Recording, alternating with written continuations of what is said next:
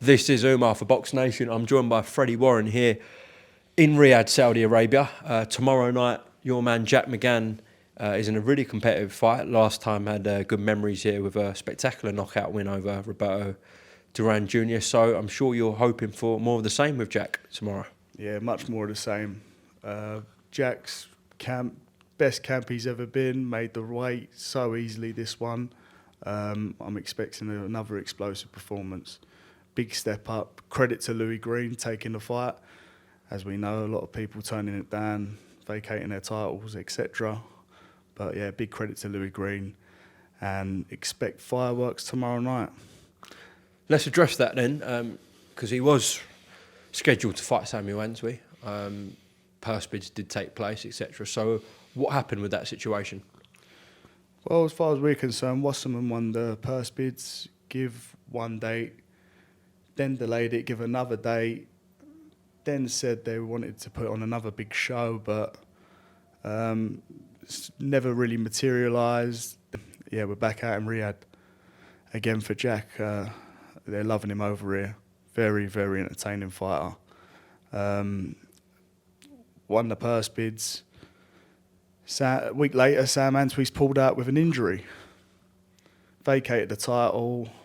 Not much was said. I mean, Jack wasn't even really mentioned by Sam Antwi in interviews. I mean, it's his next fight, and he had Sam Antwi on podcasts talking about European titles. I mean, listen, I do Jack's matches. Been through it so many times through the domestic scene, taking fights, turning them down, pulling out. It's one of the hardest people to match in the country. But we're here now, fighting real fighting man, Louis Greene, and wow, what a fight. Expect fireworks. It's an interesting dynamic as well, because obviously Louis Greene last time, although lost, brilliant fight with Sam Gilly. And if Jack does come through here in Riyadh, then that looks like that's going to be the next fight, Freddie, him and Sam Gilly. Is that what you're anticipating? Well, that fight's been building up for the last 2 years. I mean, we're not looking past Louis Greene. I mean, look at Louis Greene's resume. Beat top domestic guys, very, very hard puncher, always in a great fight. Gilly and Greene's last fight was one of the fight of the year. I think it was ranked top 10 in fight of the year contenders. So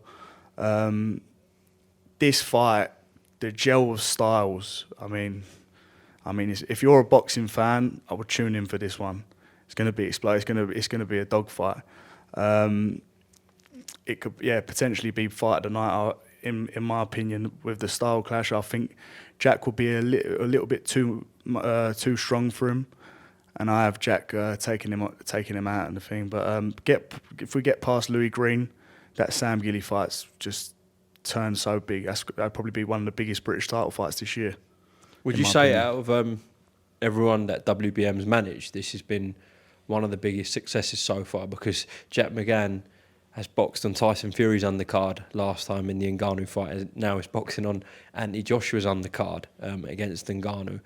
Two of the biggest global events within boxing in recent times, and both in Saudi Arabia. I mean, that's an incredible management job from you guys. I know Spencer Brown from Gold Star's been heavily involved in that as well.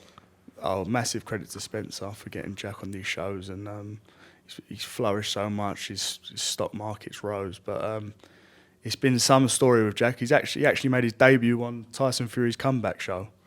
So when the comeback began all them years ago, was with Queensbury, had a little draw on a small show, started rebuilding. We decided to part way with Queensbury and take our own direction with Jack.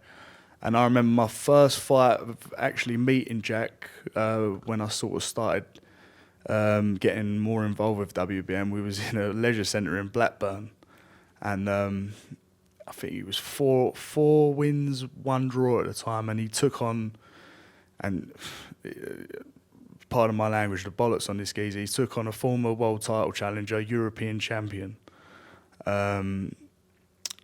in Rafael Jakowicz in his fifth fight. Absolutely boxed the brain off, could have stopped him, and I thought, wow, this guy, he's explosive. And ever since he's been with Martin Murray as well, wow. I mean, what a job he's done from the first fight with Martin with John Brennan, and how he's developed through the fights, winning the IBO European title. I mean, he's come on leaps and bounds, and I'm looking forward to seeing him in this fight and see how much more he's improved, because he's improving so quick. It's unbelievable. So I'm really looking forward to tomorrow, and I'm really, as a fight fan, really looking forward to the fight. Just lastly, before we close off, seen your uncle Frank obviously leading the shows out here in Saudi, and then you got Matchroom obviously involved as well. Never have thought, we'd see the Warrens and the Hearns working together, but they are working closely now as well out in Saudi Arabia. Just your thoughts on that? No, it's brilliant. It's brilliant. It's what every fight fan wanted, and credit to His Excellency for making it happen. I mean, main figure in boxing now, you got to say, ain't you? So it's great for fight fans. You couldn't get it better, and it's some exciting fights to be made. And I'm really looking forward to the 5v5, and I'm very intrigued. Even I don't know, very intrigued of who will be the picks from each promoter. Definitely. All right, Freddy Warren, thank you very much for your time here in Riyadh, Saudi Arabia. Wish you the best of luck in terms of your point of view for Jack McGann, and I'm sure we'll speak after the fight. Thanks so much.